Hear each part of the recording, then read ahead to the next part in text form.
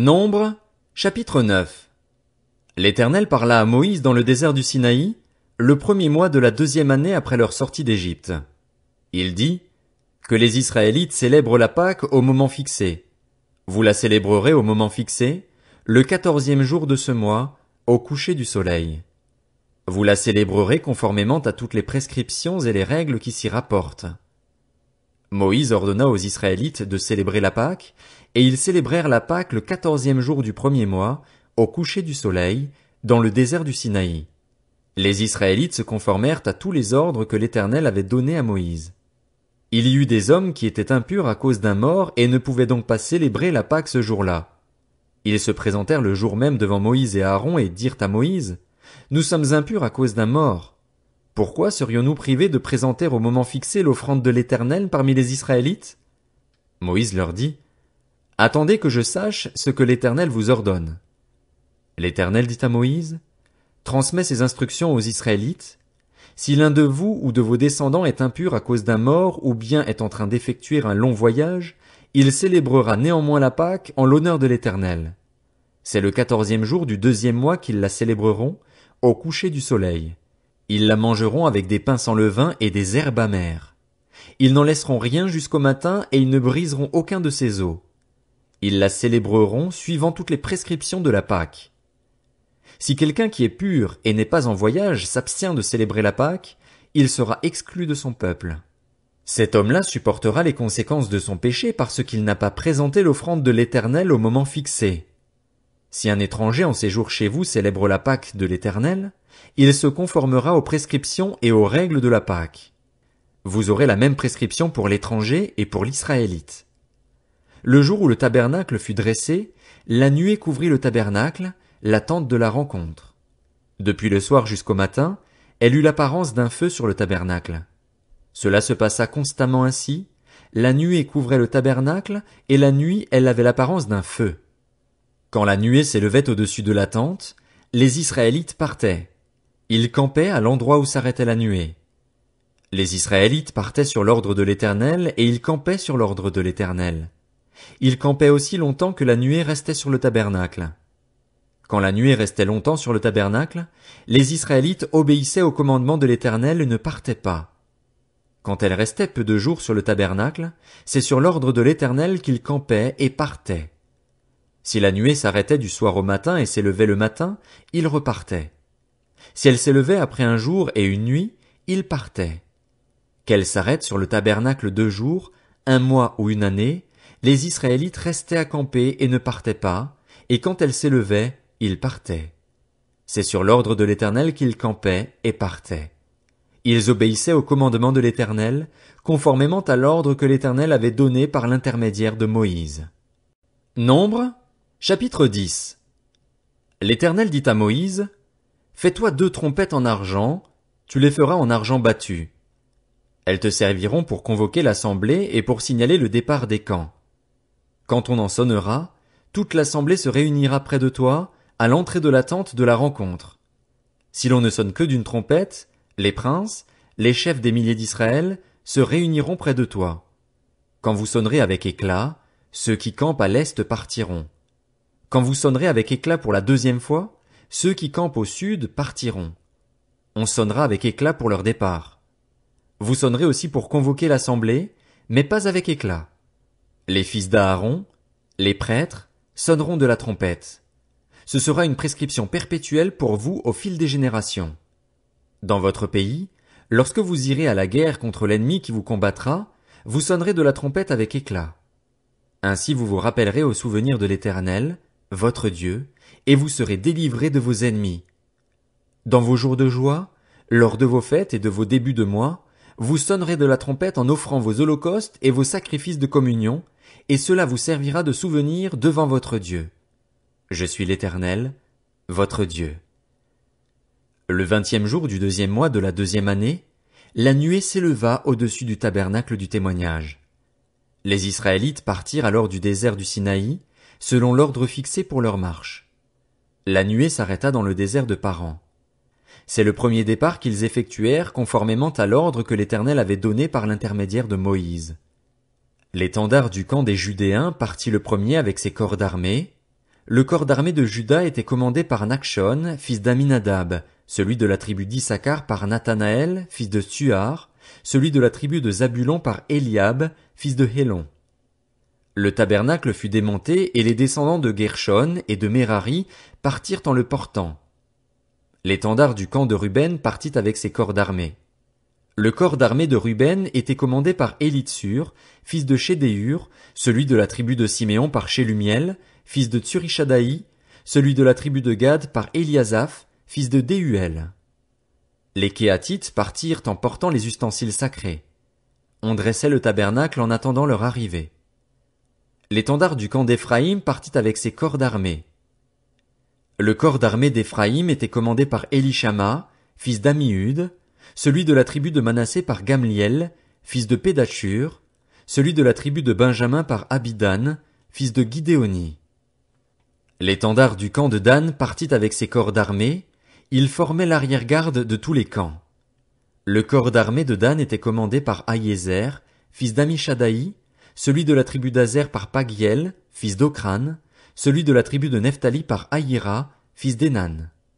Tel fut l'ordre d'après lequel les Israélites se mirent en marche selon leur corps d'armée. C'est ainsi qu'ils partirent. Moïse dit à Hobab, le fils de son beau-père Madianite Réhuel, « Nous partons pour l'endroit que l'Éternel a déclaré vouloir nous donner. Viens avec nous et nous te ferons du bien, car l'Éternel a promis de faire du bien à Israël. » Hobab lui répondit, « Je ne viendrai pas. J'irai au contraire dans mon pays et dans ma patrie. » Moïse dit, « Ne nous quitte pas, je t'en prie. Puisque tu connais les endroits où nous campons dans le désert, tu nous serviras de guide. Et si tu viens avec nous, nous te ferons jouir du bien que l'Éternel nous fera. » Ils partirent de la montagne de l'Éternel et marchèrent 3 jours. L'arche de l'alliance de l'Éternel partit devant eux et fit une marche de 3 jours pour leur chercher un lieu de repos. La nuée de l'Éternel se trouvait au-dessus d'eux pendant le jour lorsqu'ils partaient du camp. Quand l'arche partait, Moïse disait, « Lève-toi, Éternel, et que tes ennemis soient dispersés, que ceux qui te détestent prennent la fuite devant toi. » Et quand on la posait, il disait, « Reviens, Éternel, vers les dizaines et dizaines de milliers d'Israël. » Nombre, chapitre 11. Le peuple murmura, et cela déplut à l'Éternel. Lorsqu'il l'entendit, sa colère s'enflamma. Le feu de l'Éternel s'alluma parmi eux et dévora une extrémité du camp. Le peuple poussa des cris vers Moïse. Moïse pria l'Éternel et le feu s'arrêta. On appela cet endroit Tabéhéra, parce que le feu de l'Éternel s'était allumé parmi eux. Le ramassis de gens qui se trouvaient au milieu d'Israël éprouva des désirs. Les Israélites eux-mêmes recommencèrent à pleurer et dire, « Qui nous donnera de la viande à manger? Nous nous souvenons des poissons que nous mangions en Égypte et qui ne nous coûtaient rien, des concombres, des melons, des poireaux, des oignons et des gousses d'ail. Maintenant, notre gosier est desséché, plus rien. Nos yeux ne voient que de la manne. » La manne avait la forme de la graine de coriandre et l'apparence du bdellium. Le peuple se dispersait pour la ramasser. Il la broyait avec des meules ou la pilait dans un mortier, puis il la cuisait au pot où on faisait des gâteaux. Elle avait le goût d'un gâteau à l'huile. Quand la rosée descendait la nuit sur le camp, la manne y descendait aussi. Moïse entendit le peuple pleurer, chacun dans sa famille, à l'entrée de sa tente. La colère de l'Éternel s'enflamma fortement. Moïse en fut attristé, et il dit à l'Éternel, « Pourquoi fais-tu du mal à ton serviteur et pourquoi n'ai-je pas trouvé grâce à tes yeux, au point que tu m'imposes la charge de tout ce peuple? Est-ce moi qui suis le père de ce peuple? Est-ce moi qui l'ai mis au monde pour que tu me dises, porte-le contre toi comme une nourrice porte un enfant, jusqu'au pays que tu as juré à ses ancêtres de lui donner? Où prendrais-je de la viande pour en donner à tout ce peuple? En effet, ils viennent pleurer près de moi en disant, donne-nous de la viande à manger. Je ne peux pas, à moi tout seul, porter tout ce peuple, car il est trop lourd pour moi. Plutôt que de me traiter ainsi, tue-moi donc, si j'ai trouvé grâce à tes yeux et que je ne vois pas mon malheur. L'Éternel dit à Moïse, rassemble auprès de moi 70 hommes pris parmi les anciens d'Israël, des hommes que tu connais comme anciens et responsables du peuple. Amène-les à la tente de la rencontre et qu'ils s'y présentent avec toi. Je descendrai te parler là. Je prendrai de l'esprit qui est sur toi, et je le mettrai sur eux, afin qu'ils portent la charge du peuple avec toi, et que tu ne la portes pas tout seul. Tu diras au peuple, consacrez-vous pour demain. Vous mangerez de la viande, puisque vous avez pleuré aux oreilles de l'Éternel en disant, qui nous fera manger de la viande? Nous étions bien en Égypte, l'Éternel vous donnera de la viande et vous en mangerez. Vous en mangerez non pas 1 jour, ni 2 jours, ni 5 jours, ni 10 jours, ni 20 jours, mais 1 mois tout entier, jusqu'à ce qu'elle vous sorte par les narines et que vous en soyez dégoûtés. Cela arrivera parce que vous avez rejeté l'Éternel qui est au milieu de vous, et parce que vous avez pleuré devant lui en disant, pourquoi donc sommes-nous sortis d'Égypte? Moïse dit, le peuple au milieu duquel je me trouve compte 600 000 fantassins, et toi, tu dis, je leur donnerai de la viande, et ils en mangeront 1 mois tout entier? Devra-t-on égorger pour eux des brebis et des bœufs pour qu'ils en aient assez? Ou faudra-t-il rassembler pour eux tous les poissons de la mer pour qu'ils en aient assez? L'Éternel répondit à Moïse, le bras de l'Éternel serait-il trop court? Tu vas voir maintenant si ce que je t'ai dit arrivera ou non.